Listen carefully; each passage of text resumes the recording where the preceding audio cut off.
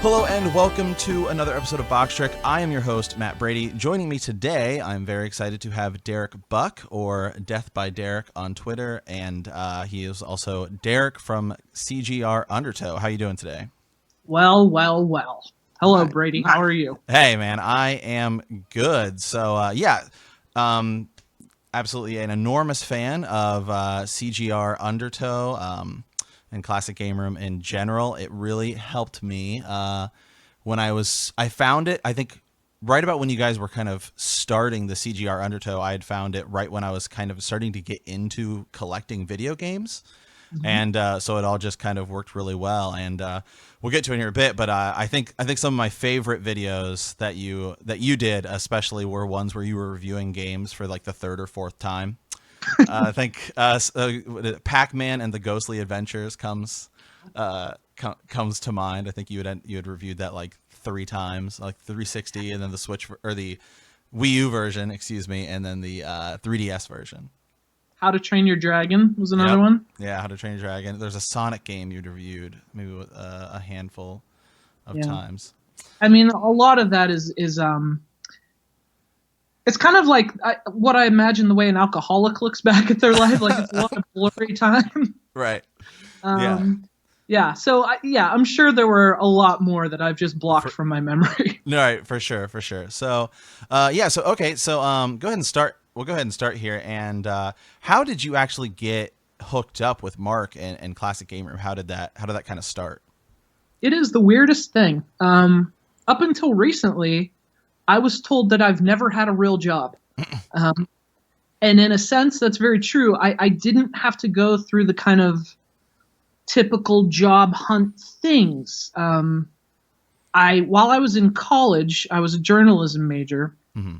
And you could kind of see the writing on the wall that, hey, not the greatest time to be a journalism major. Right. So back then, this was like 2007. Mm-hmm. It was really becoming a big thing, this sort of gaming journalism internet thing. Mm-hmm. And sites like IGN were really blowing up, and GameSpot.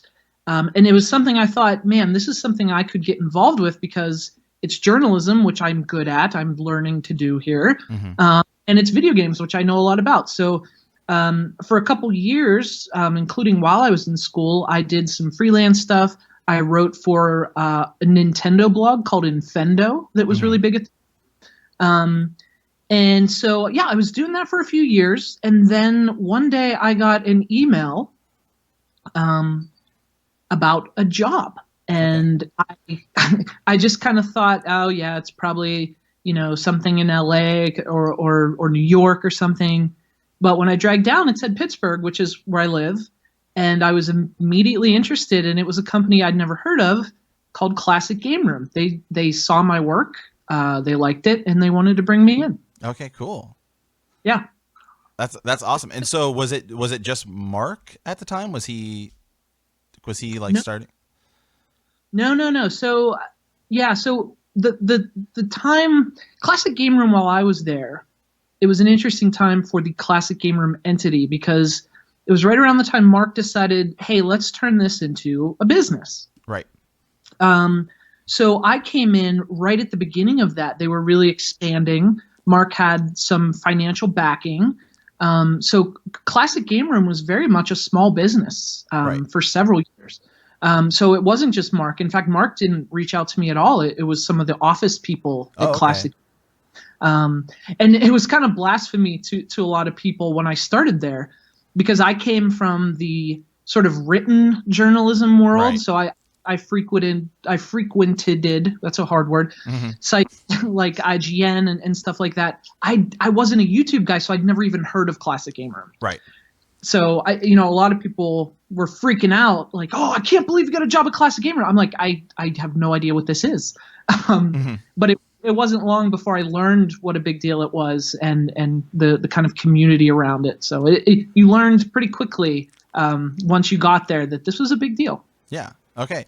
And I remember, there was a handful of hosts on CGR Undertow. It was you and TJ, and then I'm blanking on the other names, but it was definitely a round robin kind of for a bit, and then obviously you were and then TJ were kind of the predominant ones, and then you had kind of finished it out. So how many people were doing videos on CGR Undertow at its like biggest? At our biggest, which was probably around 2012, we had, oh man, close to a dozen people working there. Okay. I would say 8 or 9 doing video. I could be wrong. Maybe around 10 actually.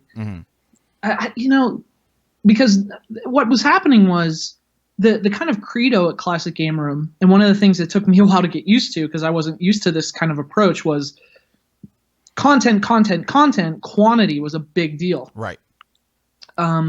So, for example, at our peak, I was doing like 3 videos a day. I mean, we were just by myself, we were doing 50. I was doing like 12 to 15 videos a week.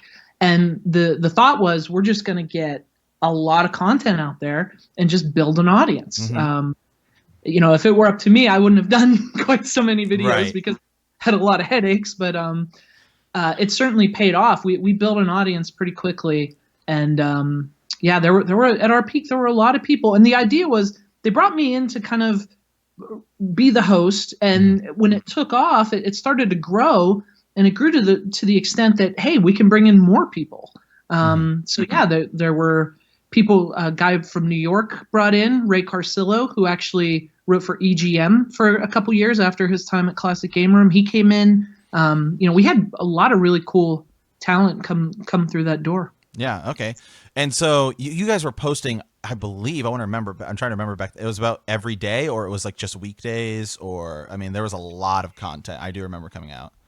Every day. At our peak, it was 3 videos a day during the week. That's right. And then 2 on the each weekend. So Saturday there'd be 2, and Sunday there'd be 2, but 3 a week during the week at our peak. And was that just CGR Undertow, and then Classic Game Room was also doing videos at the same time? Yeah, we were 2 separate kind of entities. Yeah. So we were doing, just on our end on CGR Undertow, we were doing 3 videos a week. Not to mention again, at our peak around 2012, 2013, they were really expanding into other channels. So they tried a 3rd channel called CGR Overboard. They started a news channel. They started a gameplay channel. They really wanted to branch out and build this up. Just on the Undertow side, we were doing, not a math guy, like 20 videos a week. Yeah.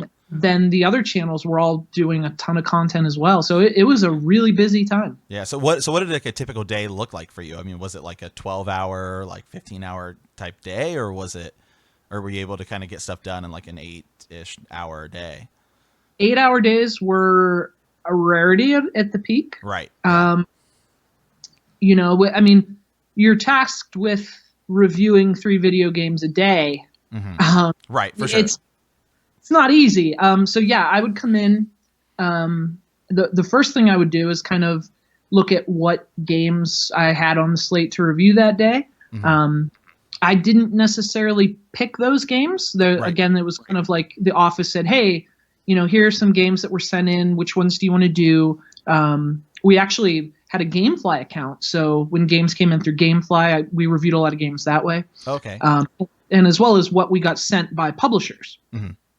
Who wanted their games reviewed. So I basically I'll do these 3 for the day, and then the first half of the day I tried to keep it in halves. So the first half of my day would just be playing games and recording footage, and then the second half of the day would be writing the scripts and doing the recording of the audio, which is where my job ended.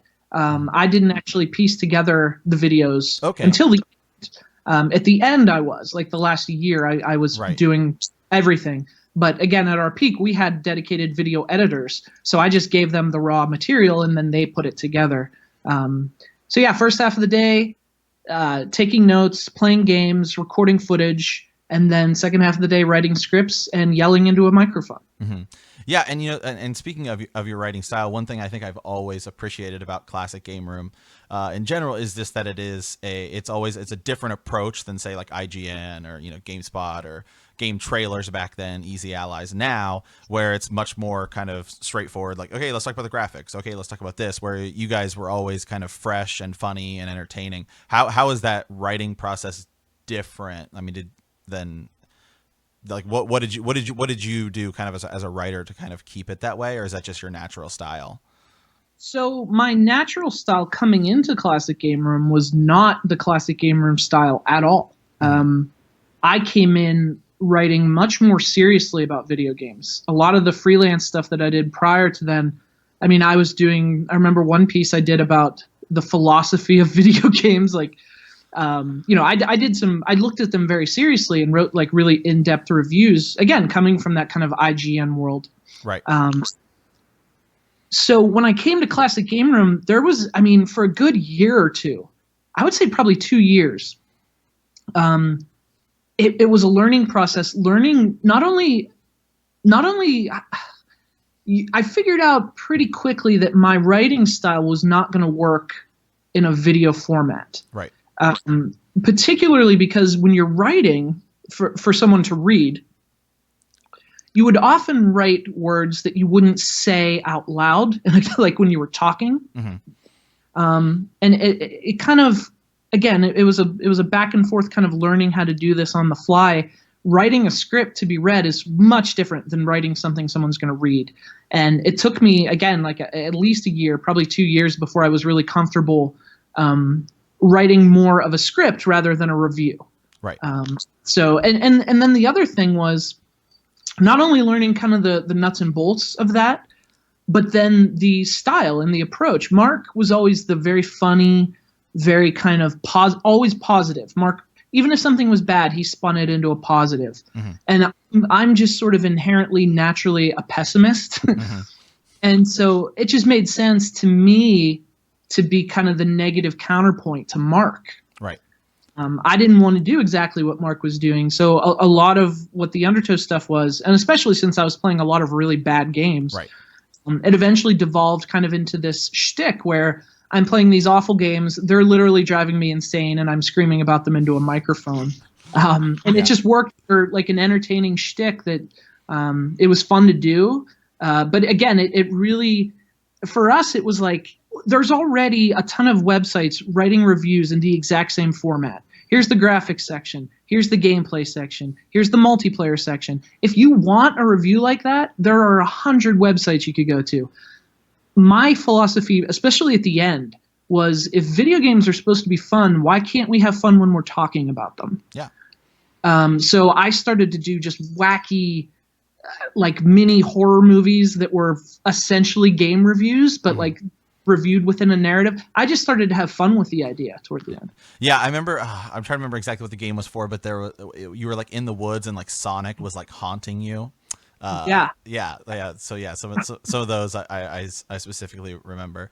Okay. So like the building itself that you guys were in, I always found it interesting, especially because the one that Mark was in it looked almost like you guys had rented out this enormous kind of like storage facility. I mean that the room he had, I remember he drove his car into for his it was a Gran Turismo 6 or Gran Turismo 5 review where he like drove his El Camino in, and he said the word El Camino like 13 times in the first like 3 minutes.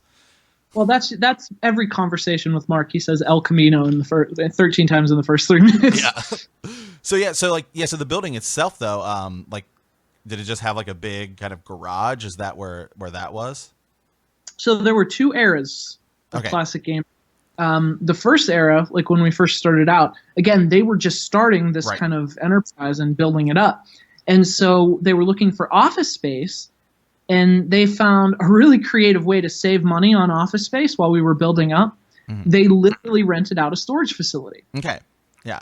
So there were, in the really early stuff, I'm talking like 2010, 2011, early 2012, a lot of that stuff was literally shot inside a storage facility like you would see on Storage Wars. It turns out, and I didn't know this, but a lot of storage facilities will rent those out for you to – the space is yours. You don't necessarily have to keep stuff in there. Right. So we actually set up small offices, refrigerators, and couches, and it was essentially a makeshift office while we were looking for a more permanent solution. And then eventually, 2 years in, we did get our own office building, which is the one that I think everyone knows, where Mark had the massive background Right. with the towering games. Half of that office building was this huge kind of garage, and it was almost like a place where you could park like several semi trucks inside. And Mark just set up this huge kind of backdrop for his stuff. Right. Yeah, I remember that. So I'm sure being in Pittsburgh, when you were in more of the storage facility, was it like just freezing cold in the winter? Was it like terrible? Was it like terrible, or was it okay? The recording in a storage facility was really interesting for a lot of reasons. It didn't actually get that cold, but sometimes you'd be recording audio and someone would open their door, and if you've been in like a storage facility, those doors are loud. So like you'd be in the middle of a great record where like, oh, I'm nailing all my lines, everything sounds good, and I have to restart because someone's slamming doors or yelling in the hallway, like, hey, people yelling out to people in their truck, like, get that other box. It's like, okay, we're gonna have to wait 20 minutes to record now. Yeah. So it was not ideal, but again, it was a really smart way to, for sure, yeah, absolutely, to save money while they were looking for a bigger office building. No, for sure. I'm sure. Was the Wi-Fi like terrible? Because a lot of those storage facilities are kind of like a lot of concrete and stuff like that. I mean, or did you guys have to like? Were you still able to upload them there, or did you have to like go somewhere else if the Wi-Fi was bad? Or no, everything. The internet there was actually really good. We uploaded everything from there.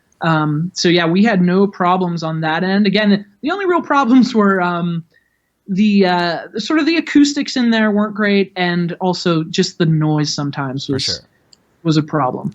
For sure. Okay. So so then you guys moved to the like office, and then I remember, and it was around 2013 was when YouTube had kind of started to crack down on a lot of gameplay footage. I remember Nintendo was really freaking out, and you guys kind of decided, hey, we're going to kind of pull back from YouTube, went to Dailymotion, kind of started posting things on your website. What was kind of like the backstory behind that? So that was kind of a lot of people ask, what happened with Classic Game Room? Why did it, stop? And really, you can point all fingers at YouTube, if I'm being honest. For sure, yeah. They really started, again, when we were at our peak, we were getting so much income from ad revenue that we could afford to do this full time. And not only like a few of us, a lot of us were, this was my full-time job. And we put that much passion into it. We could afford to do that because it was our full-time job. This wasn't like a side project. Right. But eventually YouTube started to tighten those pipes a little bit. Less money was coming in. We were getting a ton more copyright infringement things. This was a big deal, like you said, around 2013. And they were kind of just screwing us around to the point where Mark was getting very frustrated. And it was a decision that he made with the office that, hey, we're going to try to get away from YouTube. We saw the writing on the wall with where YouTube was going. Let's see if we can get ahead of it and sort of make it on our own without YouTube. And so the idea was we'll really build up classicgameroom.com. That's where all the reviews will try to point people in that direction. But the reviews themselves will actually live on Dailymotion, and we'll just sort of embed them on the website. That did not work. And again, you would have to get a lot of the background, because this was all like Mark's stuff. I didn't have any say in any of this. But it seemed to me that what we learned, at least what I learned from that, is that Classic Game Room fans were the best. They're very, very devoted to the show. But I think before they were Classic Game Room fans, they were YouTube fans. Right. The idea of logging into your YouTube, here's your subscription box with all this content. It was like a one-stop shop. And so when we left that, you're just inherently, when you move, going to lose some people along the way. but I think, and again, I can't speak 100% on this, but it seemed to me that we lost a lot more than we anticipated. Right. I think that I would think Mark would tell you this himself, that we thought a lot more people would Come migrate over with come us. over. Yeah. Yeah. And it just didn't work out that way. Yeah, I remember. When the website first launched, I went and I was like watching still watching a lot of the reviews, because I was really, really getting into collecting, and then just like kind of after you said, it was a couple of weeks. It was just like just second nature. Oh, I have to go to the website and stuff like that. So then, how long were you guys gone before you came back to YouTube? It wasn't very long. It wasn't terribly long. I want to say between 6 months and a year, less than a year. Yeah.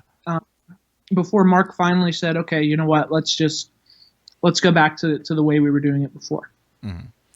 Yeah, I remember some other channels like Review Tech USA, and I remember there was actually like kind of like there's kind of a community response when you guys left, because I remember everyone was complaining about YouTube, but I remember reading one comment. I think it was on a Review Tech USA video, and someone was like, "Oh yeah, I didn't even think about Classic Game Room," because when you look at a lot of other bigger gaming channels at the time, like I think about guys like Metal Jesus Rocks and stuff like that. They show a little bit of gameplay footage, and then it's a lot of them talking and stuff like that. But you guys were hammering out so much content, and you'd build up such a library.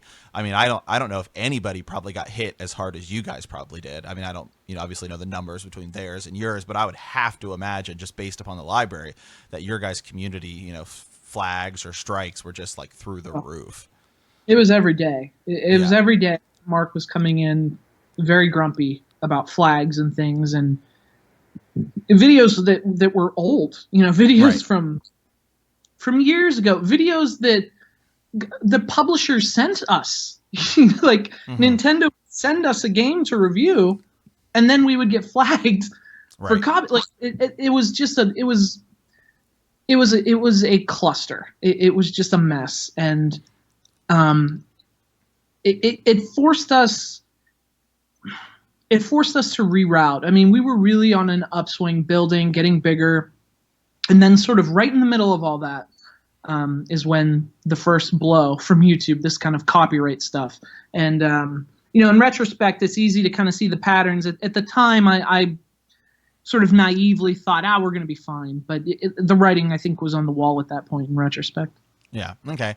So then you guys came back from YouTube, and then you guys were on for about, I want to say about like a year and a half, about 2 years before, like I would say kind of the big shift, like CGR Undertow kind of shuts down, and then Mark kind of goes into different territories with like his books and all that kind of stuff. So how was kind of those last 2 years?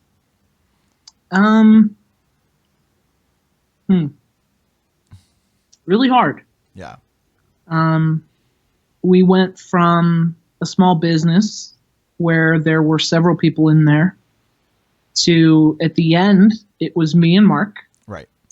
And the office. So there were 5 people in there all total, after a time when there used to be 15, And it was hard because I watched one by one, they just had to let people go. Yeah.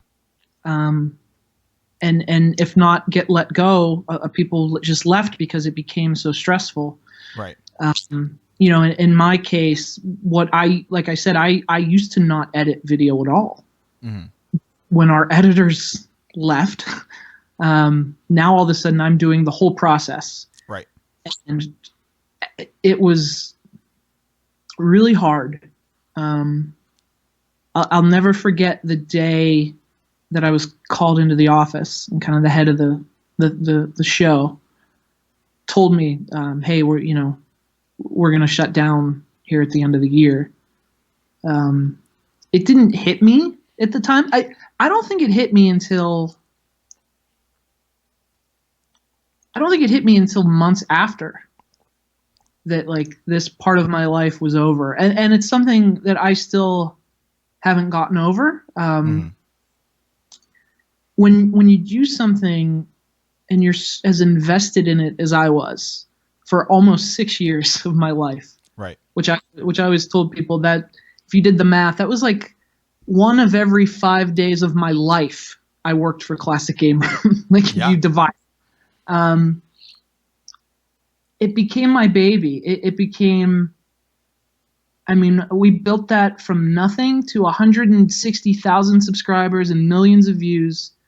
And, you know, I would get stopped on the sidewalk because someone recognized me from Classic Game Room. This became my life, and it became something I was fiercely proud of.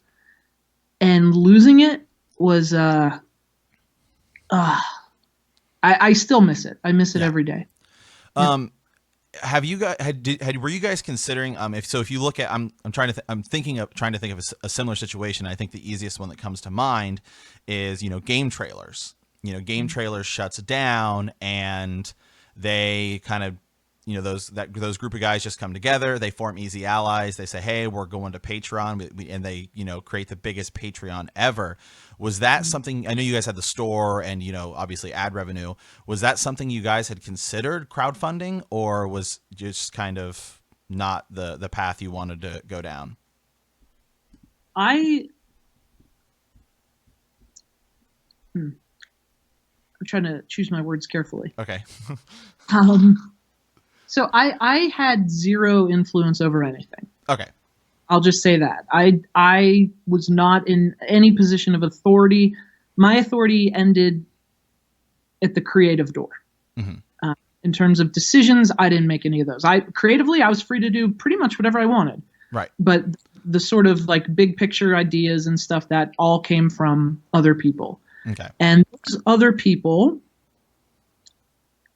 I'll never forget, I presented them with a pitch. And I hope no one takes this the wrong way, but I presented them a pitch to do a Patreon. And this was very early in kind of the Patreon years. Right. And I said, this is a way we could really make this work. In fact, we could probably make it work better than it's worked before. Mm-hmm. And there was just no interest. Mm-hmm. Their idea was a different one. And it was one that I kind of had to go with, even though I wasn't personally on board. But when the captain says this is the direction we're taking the ship, there's really nothing I can do but paddle. Right. So different decisions were made in terms of ways to increase revenue. And the crowdfunding thing was sort of immediately. Basically, I remember being told, and this isn't by Mark. Right. Mark, you know, this is by other people. Mark is the best, and I would never. Mark, I have not a bad word to say about Mark. Right. But in sort of the arguments there, I remember someone saying, "Why would anyone pay a monthly fee for?" And there was just, I think there was a little bit of a gap in terms of understanding kind of how crowdfunding is and how it works. There was a generational gap there. Right. And they kind of came from the school of, if we need to increase revenue, we should sell things. Mm-hmm. And that's a great thing, but it's not very 2016, let alone 2018. Right. Yeah, exactly. Yeah. So and to everyone's credit, everyone was really trying to make this work. And I remember my last day there, I mean, the people in the office were in tears. One of the ladies hugged me and apologized. Mm-hmm. And I told her, you have nothing to apologize for. You just gave me the best 6 years of my life. If anything, I should be thanking you. You have nothing to apologize for. I just think everyone was coming at this bonfire with a squirt gun, and I'm not sure anything would have worked. Yeah. Okay. All right. So we kind of wrapped up, I guess, there how CGR went down. So just maybe just some like your fondest memories of CGR and kind of like what you now when you look back at it, like kind of how you feel about it. like I said, the best years of my life. I was so happy. Every day of my life I was happy because I got to do what I do for a living. And you know, people, what do you do for a living? It's always been kind of hard for me to explain. I make things, right? I write things, I film things, I make stuff that doesn't really exist because it's on the internet, but it's kind of hard to explain what I do to some people. And I found the perfect place where I could do what I do every day. And you know, there were a couple times when, you know, I would make a joke that someone from the office would come down and say, "Hey, that you can't. We got to cut that out." Okay, yeah. But that was so rare. And to be honest, the times they did that, I probably was pushing a little too far. Mm-hmm. So I mean, I had complete creative freedom to do the weirdest things and have the most fun. And and the other thing I'm so grateful for is I learned so much there from Mark. I went in there I had no video experience whatsoever. I was a journalist. I was a writer. And I learned on the fly from people like Mark and from people like Brandon, who was my dedicated editor. Mm-hmm.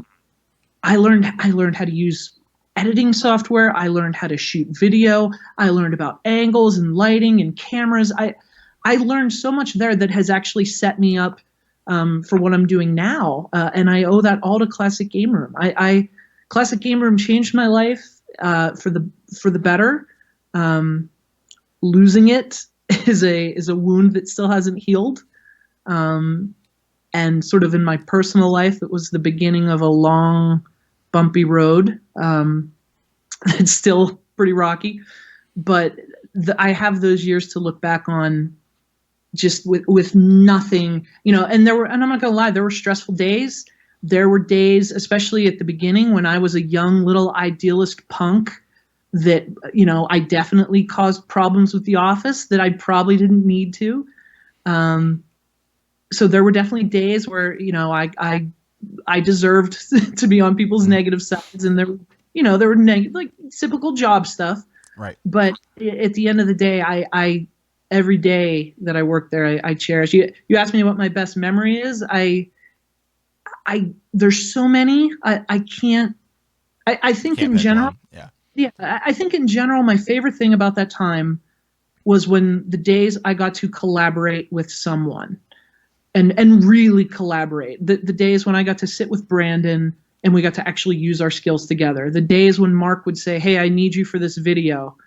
And that's what was so funny. Like the people giving me assignments would say, "Hey, we need 3 of these reviews from you today." Mark would just kind of walk in and go, "Oh yeah, don't worry about that. I need you today." Like just blow everything up. And you know, we would work on something and bounce jokes off each other, and you know, I'd watch him work and learn from that. That's my best memories of the people I worked with and what I learned from them. Yeah. Okay. So you kind of mentioned, you know, what you're doing now. So I thought, I mean, I'm kind of familiar because I follow you on all the social medias and everything. So, you know, what are you up to now? So it's real weird. After Classic Game Room, I wanted to continue writing about games. And I found that I'm a terrible freelancer because I'm an awful salesman. Mm-hmm. I'm an A+ writer, but unfortunately freelancing is 80% salesman, 20% writer. Right. I'm just not cut out for that. So freelancing didn't work out for me.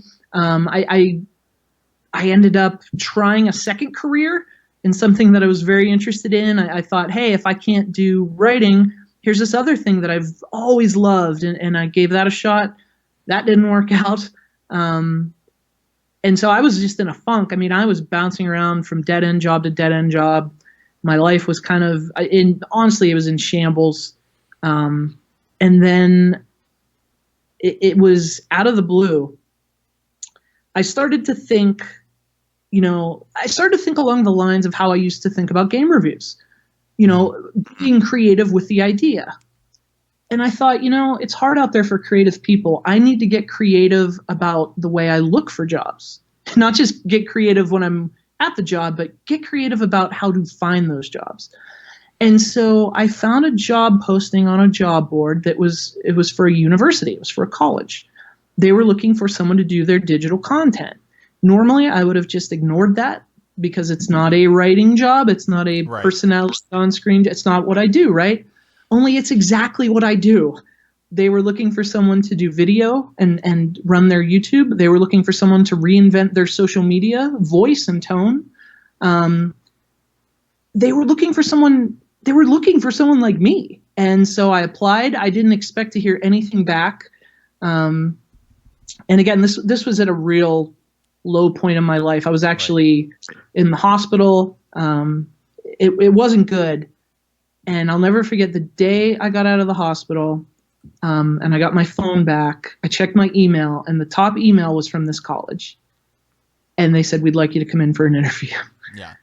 It was like uncanny. So I went, I got the job, and that's what I'm doing. I am the head of digital content and marketing for a college outside of Pittsburgh. I run their YouTube, and I do what I did at Classic Game Room. I get to go to the volleyball game and film it and interview the girls and put together an awesome video that tells the awesome story that that these students are telling. And I get to tell stories, I get to write, I get to film and shoot and edit.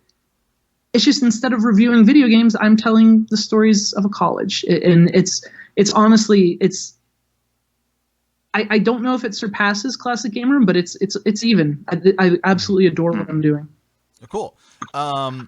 So I have a few other questions here. Do you have any kind of plans in the video game kind of industry, like side projects or anything for the future? I would love to. And I feel like this is a can I'm always kicking down the road. Right. I would absolutely love to. It's just a matter of kind of getting settled in my life first. Right. I just got this new job like 2 months ago. I just moved into a new apartment that isn't even fully furnished yet. Right. Like I don't have a couch yet. So that's kind of on a priority, like before I start shooting video. So it is something I want to do. And I'm particularly excited about the idea of if I did something now, I could do whatever I wanted. Right. Like there would be no one to run stuff past. That excites me. So it's definitely something I'd like to do. I'm not putting a timetable on it, but I would bet that within the next 6 months, I will be doing something. Cool. I don't know what that is, but I definitely have the itch, and especially doing video, like I'm doing video every day at work, and it's really kind of not only shaking off the rust, but I think I'm doing better video work now. Right. Than you were. Yeah, because I'm just more familiar with it and learning different techniques and stuff. So it's definitely something I want to get back into. It's just a matter of getting there. Yeah. Okay, cool. Well, just one kind of last question here, although this may lead us down some rabbit holes. Just because I don't think I've heard you speak in a bit, kind of about the gaming community. What are you kind of playing right now? What are your thoughts on like the Switch, maybe the PlayStation Classic, and some things like that? I'm living the Switch life. Mm-hmm. Love the Switch. The one thing that the one positive from not being at Classic Game Room is that I've been able to enjoy the Switch as a fan. Right. When you do this every day, and this is going to sound crazy to people, video games become work. When I got home from Classic Game Room, the last thing I wanted to do was pick up a controller. So in my after you live in that world for 8 to 10 to 12 hours sometimes, like I come home, it's the last thing I want to see, it's the last thing I want to talk about. So my kind of personal enjoyment of video games really actually kind of declined. because I was looking at them like a critic. I was looking at them like someone who plays everything. So you better impress me because I literally have to play everything. And if your game's even average, I'm going to slam it because you're not standing out, and what's the point? Right. Like, I became that kind of guy. But, the Switch, I've had no responsibilities to write about it, and I've just been able to enjoy it. And games like Breath of the Wild and Mario Odyssey, even something like Mighty Gunvolt, these games I've been able to just enjoy as a fan, and it feels so good. Yeah. But so I love the Switch. You asked me what I think about the gaming thing.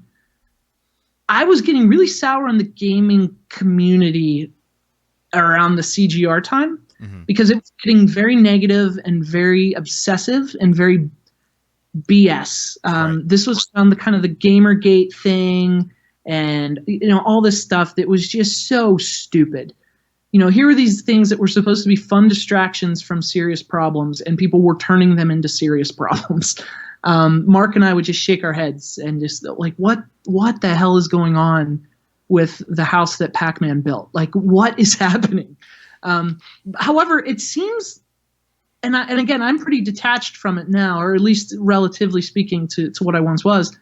It seems like that kind of stuff's calmed down. It seems like I can't go on Twitter without seeing people talking positively about video games, raising money using, streaming marathons and stuff. It seems like a really good community now, and that's encouraging to see. But it's also kind of hard for me. One of the reasons I think I'm kicking the can of doing videos again down the road is I'm a little concerned that what I would be doing is kind of no longer in vogue. I don't know that my stuff resonates with the audience that just kind of watches people on Twitch. I don't know that works, and I'm not, I'm just saying audience tastes have changed, I think, and I just don't know that it would work. So that's a concern, and that's probably one of the reasons I'm a little trepidatious about it. But in general, the gaming world seems really good right now, and again, that's maybe because I don't have to play Barbie games every day. Right. But no, it seems great, and I do have to say, the classic game room audience, I can't thank you guys enough. This goes beyond just watching my stupid crap on YouTube. I remember when I started on Undertow, and it was a little rough at first, because I wasn't Mark, and people didn't like that. And I would get some horrible comments, and Mark would always tell me, "Don't worry about it. When you build your audience, they're going to be with you for the long run." And I never really understood what he meant by that. But it's been almost 3 years now since the last CGR Undertow video. And I get messages every day, emails, tweets, from CGR fans just wishing me well and telling me, please come back. And my God, they send me letters still. I get letters with like little Ren and Stimpy pins. You guys have no idea how much that's meant to me. Like I said, the last couple of years have been just awful for me. And the one thing that hasn't left my side has been the people that enabled me, which is the viewers, to have the greatest 6 years of my life. And I can't, I'm actually speechless when I think about it. I can't express how much I appreciate that support and that friendship enough. Cool. Well, awesome. Well, hey man, thank you so much for coming on and chatting with me. I appreciate it a lot. Thank you, Brady. Hey, thanks, man. Hey, absolutely. Anytime you ever want to come back on and talk about whatever, I'm always down. So, listen, it's not like I have a lot to do. I don't have a couch, Brady. Hey. So if you ever need me to come on and be a fanboy for Nintendo, back Sega games, listen, my schedule's open. Okay. Hey, man, be careful because I will hit you up. So, well, listen, this I got news for you. This show's going to get you the ratings, baby. Hey, I'm down. You're looking at numbers you've never had before having me on. So if you want those kind of numbers, you just give me a call. Will do. So, all right. Well, yeah, it has been an absolute pleasure. Stay tuned, guys. I'll always have more content coming. And as always, thanks for listening.